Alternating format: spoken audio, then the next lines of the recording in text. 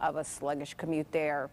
Equal pay has been a big topic lately. Many women out there are feeling they've been treated unfairly at work at some point or another. So how can you tell when that rises to the legal action of illegal discrimination? Here with what you need to know is our lifestyle lawyer, Shari. We mentioned we're going to be talking about this topic for a couple of weeks now. Started it last week. Correct. Continuing now.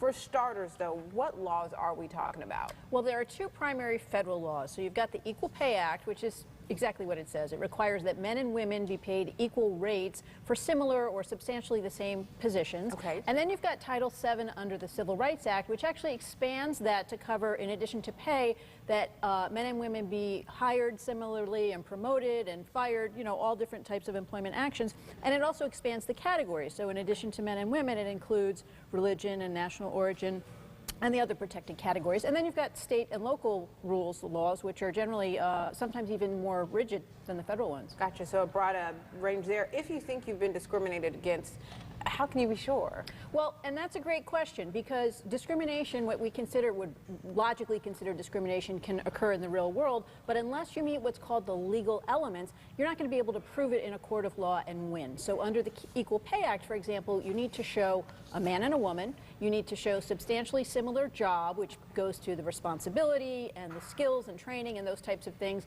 and you need to show that they're being paid differently.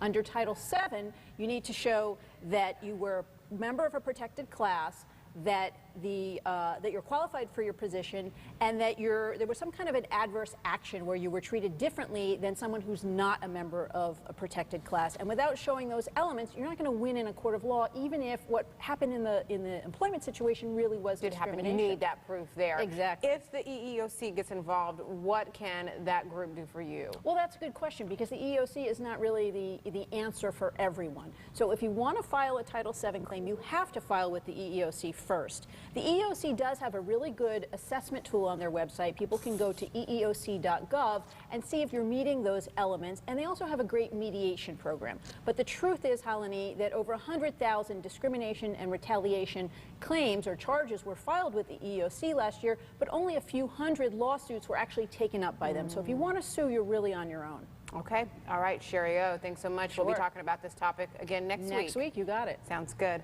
Mike, back over to you. Ladies, thank you. Here at the Live Desk with new information.